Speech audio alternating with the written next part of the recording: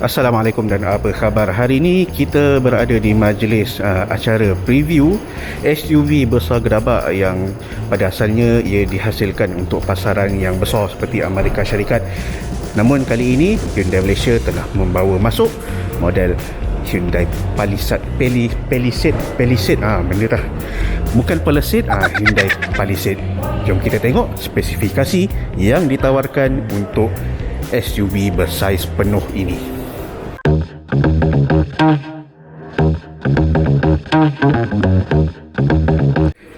Dari segi dimensi, ia membawakan ukuran sepanjang hampir 5 meter, di mana lebar juga adalah menghampiri 2 meter dengan tinggi 1750 mm, dan jarak di antara roda pula adalah sepanjang 2900 mm. Suspensi depan datang dengan McPherson, di belakang merupakan suspensi multilink.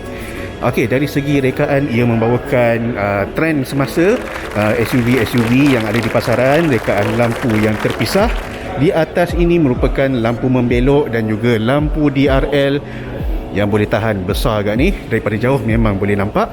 Dan di bahagian bawah ini merupakan unit lampu utama dia. So basically senang cerita, kereta-kereta moden sekarang ni dah tak ada fog lamp lah. Dua di atas merupakan lampu low beam, di bawah merupakan lampu high beam.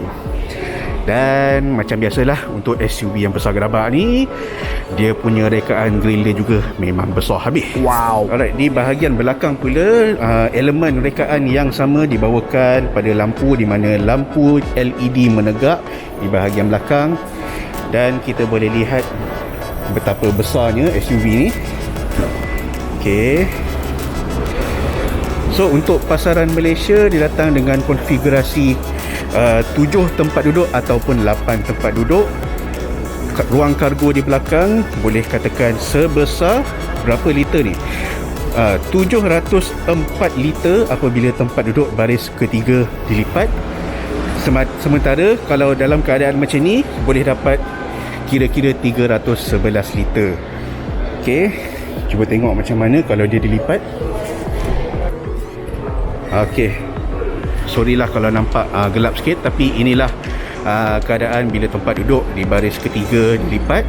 So untuk bahagian belakang kita boleh lipat hampir separuh. Cuma yang bahagian tengah ni, ini datang dengan konfigurasi 7 tempat duduk. Jadi tempat duduk baris kedua datang dengan seat persendirian di bahagian tengah.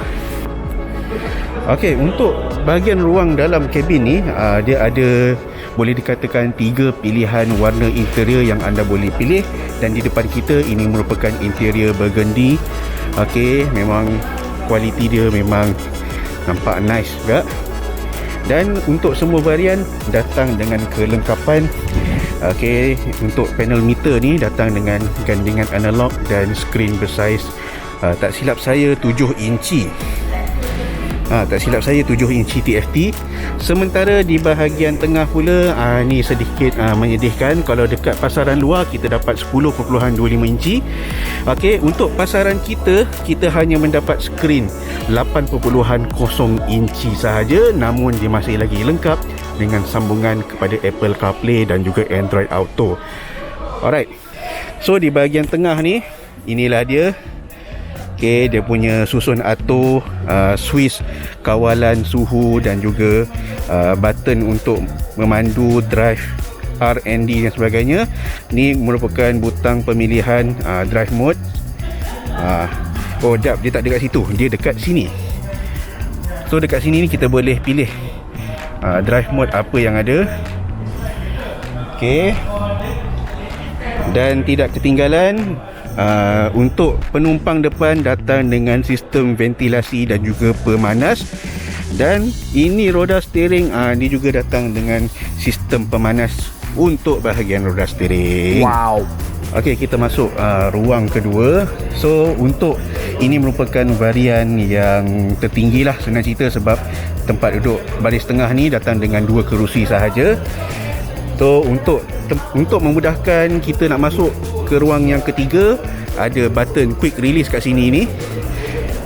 So kita boleh senanglah masuk ke ruang baris ketiga. Dan kita pun dah cuba sekali duduk kat bahagian tempat ni. Untuk orang yang tinggi macam saya, boleh dikatakan boleh lah, selesa lah. Untuk kanak-kanak mungkin lagi sesuai. Okay, kalau untuk jalan jauh tu maybe bagi saya tak sesuai sangat. So dekat ruang dalam ni dia ada dua bumbung panorama. Okay, satu di depan, satu di belakang, satu di tengah ni yang besar ni. Untuk kerusi dua ni dia datang dengan larasan manual lah. Dan di bahagian tengah ni kita duduk kejap. Okey, dia datang untuk bahagian depan, dia datang dengan sistem pendingin hawa 3 zon, serta ada satu kawalan berasingan di bahagian tengah. Okey, di mana orang penumpang belakang bolehlah nak setting apa semua. Kat mana pula corong pendingin hawa dia? Dia dekat atas bumbung. Allah, tak nampak sangat. Tu dia. Nanti kita minta lah editor tapik gambar yang sebenar. Tapi inilah dia corong pendingin hawa untuk penumpang baris kedua dan juga ketiga. Okay, setiap satu baris dapat corong masing-masing. Cik, bagaimana pula dengan penawaran enjin? Untuk pasaran Malaysia, Hyundai Malaysia membawakan dua pilihan enjin, di mana yang paling besar dan yang paling mahal rotek dia merupakan enjin 3.8 Lambda 2 GDI bentangan V6. Okey, di mana enjin ini mampu menghasilkan kuasa 295 PS dan 355 Nm. Sistem transmisi automatik 8 isbah kelajuan. Akan tetapi versi yang paling besar enjin ini datang dengan pacuan 2 roda sahaja. Satu lagi pilihan enjin yang ada, enjin diesel CRDI R2.2, yang mana ia mampu menghasilkan 220 PS dan 440 Nm. Transmisi juga adalah sama, automatik 8 isbah kelajuan. Namun untuk versi diesel, ia datangkan dengan sistem pacuan 4 roda aktif on demand. Untuk versi 3.8 liter tu tak ada versi pacuan 4 roda. Untuk versi diesel ada pacuan 4 roda. Okey, masih lagi pening dengan spesifikasi Palisade ni. Yang risau saya pun sebenarnya dah rasa pening-pening sikit. Tapi untuk membezakan antara kedua-dua varian itu tadi sebenarnya adalah mudah, di mana varian petrol dengan diesel dibezakan dengan ciri keselamatan yang ada. Macam mana nak bezakan? Okey, varian petrol datang dengan kelengkapan kamera dekat bahagian windscreen dan juga kelengkapan radar. Radar kat bawah ni. So bermakna varian diesel tak ada dua-dua ciri ini, dan disebabkan itu dia punya kelengkapan keselamatan juga adalah lebih ringkas. Okey, dari segi standardnya datang dengan 6 beg udara, ABS, EBD, ISOFIX. ISOFIX ada 3, 2 di bahagian tengah, 1 di bahagian belakang, dan juga kelengkapan bantuan seperti kawalan jelajah dan juga amaran pelanggaran, titik buta dan amaran lintasan trafik belakang. Itu adalah kelengkapan untuk versi diesel.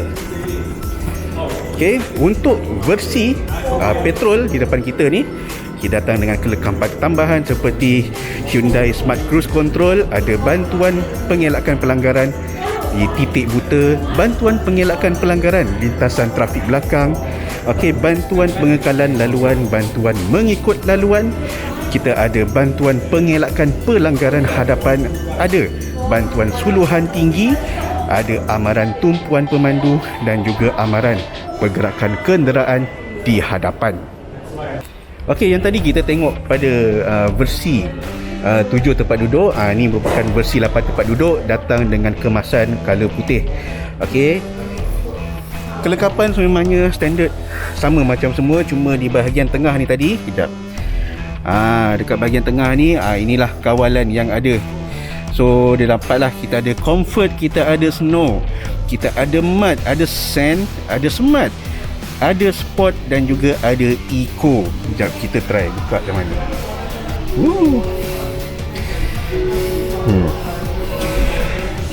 Tu dia. So nampaklah berlampu sikit kan. So kita boleh kat sini pilih lah nak yang mana. So kalau untuk terrain pun ada. So dia ada dua pilihan lah. Kita ada drive yang biasa, kita ada train untuk pemanduan di laluan off-road. Sebabkan versi diesel ni datang dengan sistem pacuan 4 roda.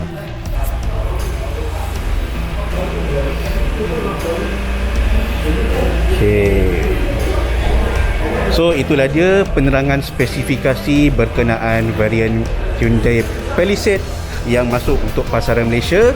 Dan untuk pengetahuan anda, 10 unit batch pertama telah dibawa masuk, dan tidak mengejutkan apabila beberapa unit sebenarnya telah pun ditempah oleh golongan-golongan kayangan. Golongan yang mana? Itu kita tak tahu. Harga jualan hanya akan diumumkan semasa pelancaran nanti. Namun sebagai perbandingan, ini harga jualan Palisade di negara jiran.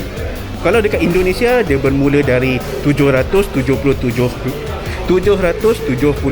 juta rupiah ataupun 233,000 sehingga 1.078 bilion rupiah untuk versi yang tertinggi, atau bersamaan RM310,000.